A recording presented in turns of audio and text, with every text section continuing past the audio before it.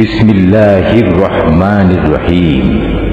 রহমান রহিম আল্লাহ তাআলার নামে শুরু করছি। আসসালামু আলাইকুম ওয়া রাহমাতুল্লাহি ওয়া বারাকাতুহু। আমরা শুরু করতে যাচ্ছি কোরআনে কারীমের পূর্ণাঙ্গ তেলাওয়াত ও এর সহজ সরল বাংলা অনুবাদ। সূরা আল কিয়ামা।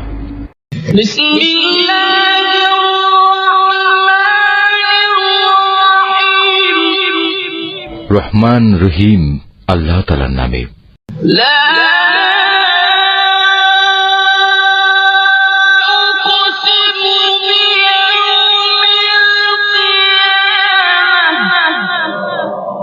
আমি শপথ করছি রোজ কিয়ামতের।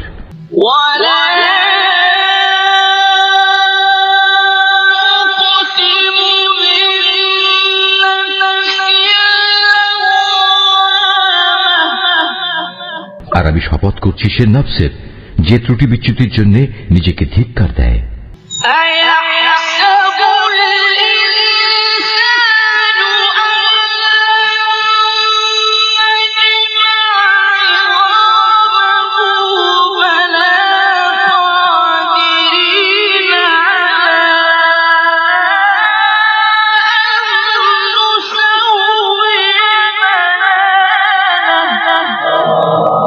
মানুষকে ধরে নিয়েছে সে মরে গেলে আমি তার অস্থি মজ্জাগুলো আর কখনো একত্রিত করতে পারবো না।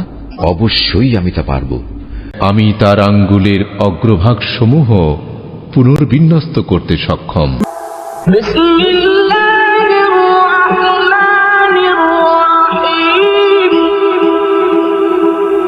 রহমান রহিম আল্লাহ তাআলার নামে।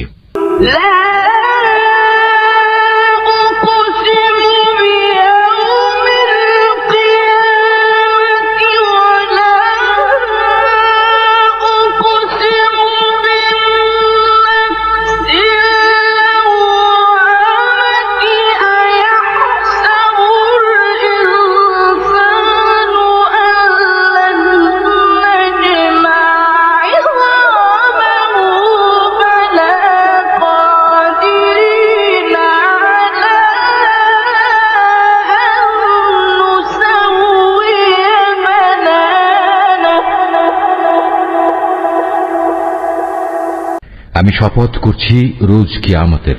আর আমি শপথ করছি সে নফসের যে ত্রুটি বিচ্যুতির জন্য নিজেকে ধিক্কার দেয়। মানুষকে ধরে নিয়েছে সে মরে গেলে আমি তার অস্থি মজ্জাগুলো আর কখনো একত্রিত করতে পারবো না। অবশ্যই আমি তা পারব। আমি তার আঙ্গুলের অগ্রভাগ সমূহ পুনর্বিন্যস্ত করতে সক্ষম।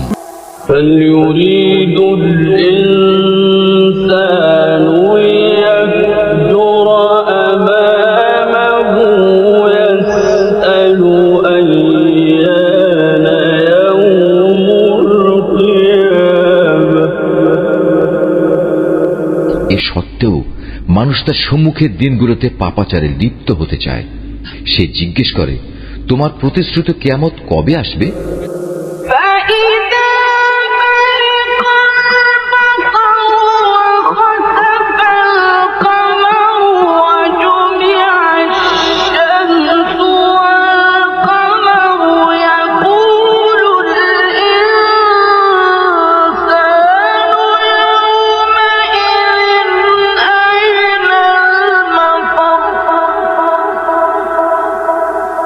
তুমি বলো, যেদিন সবার দৃষ্টি ধাঁধাযুক্ত হয়ে যাবে, যেদিন চাঁদ নিষ্প্রভ হয়ে যাবে, যেদিন চাঁদ ও সূরজ একাকার হয়ে যাবে, সেদিন মানুষগুলো সব বলে উঠবে, সত্যিই তো কিয়ামত এসে গেল।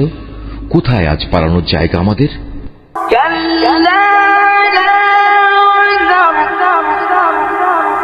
ঘোষণা আসবে, না, আজ পালাবার জায়গা নেই, নেই কোনো আশ্রয়স্থল।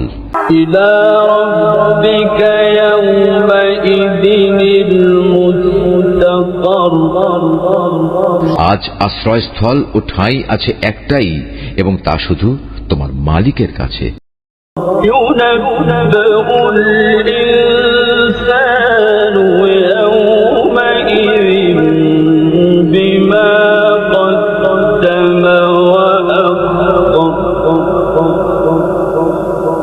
সেদিন প্রতিটি মানুষকে খুলে খুলে জানিয়ে দেয়া হবে কি কাজ নিয়ে সে আজ হাজির হয়েছে আর কি কাজ সে পেছনে রেখে এসেছে।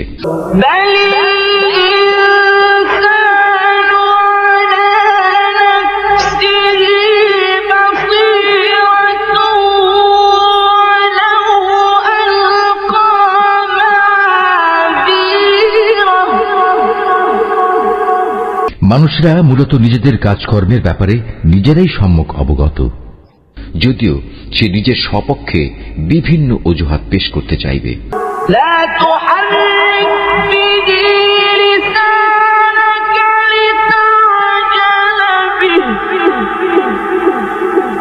হে নবী, তুমি দ্রুত ওহী মুখস্থ করার চেষ্টা করে তোমার জিহ্বা নাড়িও না।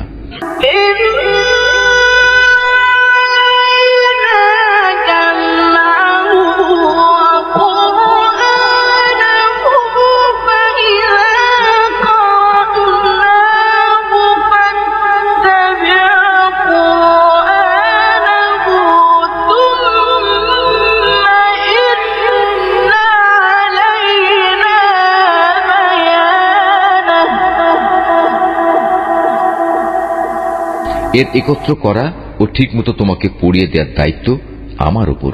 অতএব আমি জিব্রাইলের মাধ্যমে তোমার কাছে যখন কোরআন পড়তে থাকি তখন তুমি সে পড়ার দিকে মনোযোগ দাও এবং এর অনুসরণ করার চেষ্টা করো।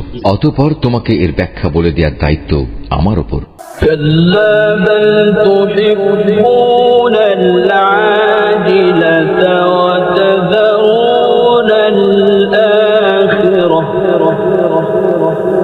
কখনো না, তোমরা পার্থিব জগৎকে বেশি ভালোবাসো এবং পরকালীন জীবনকে তোমরা উপেক্ষা করো।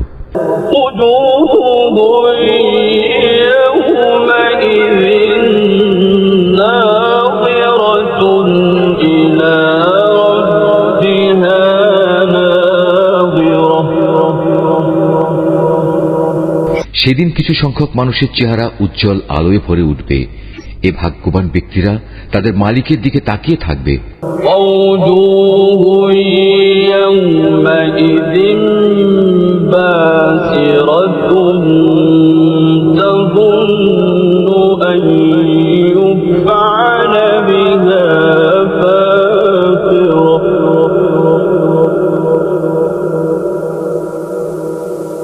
এদিন কিছু মানুষের চেহারা হয়ে যাবে উদাস ও বিবর্ণ। তারা ভাবতে থাকবে এক্ষুনি বুঝি তাদের সাথে কোমর বিচূর্ণকারী আযাবের আচরণ শুরু করা হবে।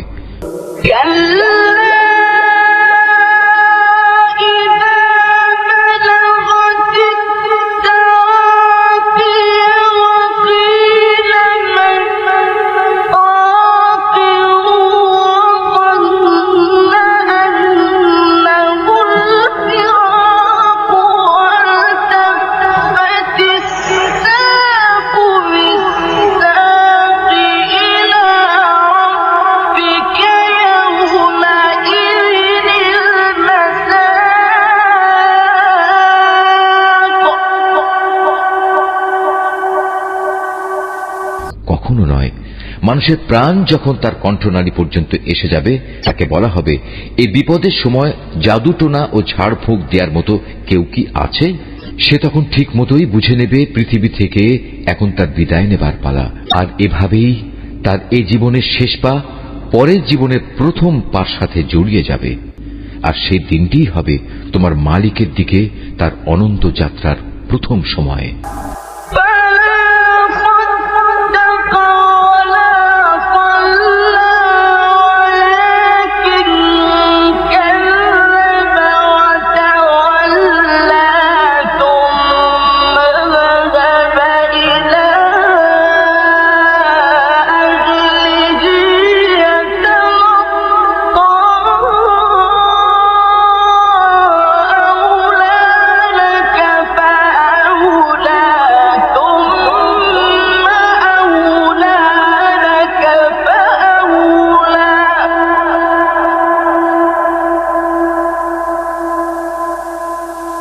আসলে এই জাহান্নামী ব্যক্তিটি সত্য স্বীকার করেনি এবং সত্যের দাবি মোতাবেক সে নামাজ প্রতিষ্ঠা করেনি, বরং তার বদলে সে সত্যকে মিথ্যা প্রতিপন্ন করেছে এবং সত্য থেকে সে মুখ ফিরিয়ে নিয়েছে।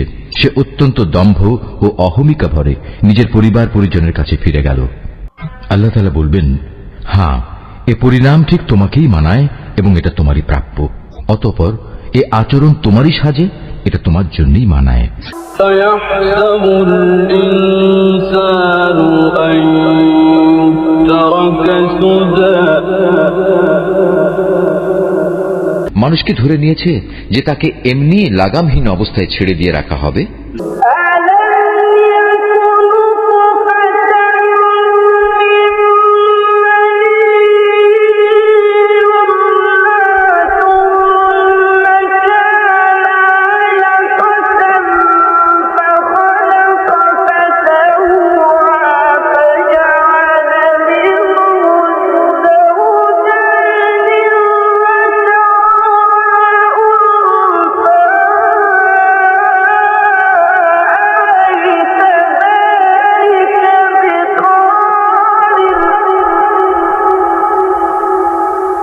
সে কি এক সময় এক ফোঁটা স্খলিত শুক্র বিন্দুর অংশ ছিল না? তারপর এক পর্যায়ে তা হল রক্তপিণ্ড। অতঃপর আল্লাহ তাআলা তাকে দেহ সৃষ্টি করে সুবিন্যস্ত করলেন। এরপর আল্লাহ তাআলা সে অবস্থা থেকে নারী পুরুষের জোড়া পয়দা করেছেন।